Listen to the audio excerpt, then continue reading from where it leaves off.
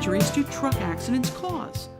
Trucking accidents are much more likely than car accidents to cause deaths and very serious injuries.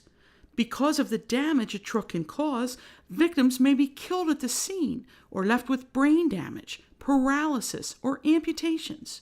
In addition to being physically and emotionally devastating, these injuries are also very serious to treat, which means accident victims may be left with severe financial problems as well.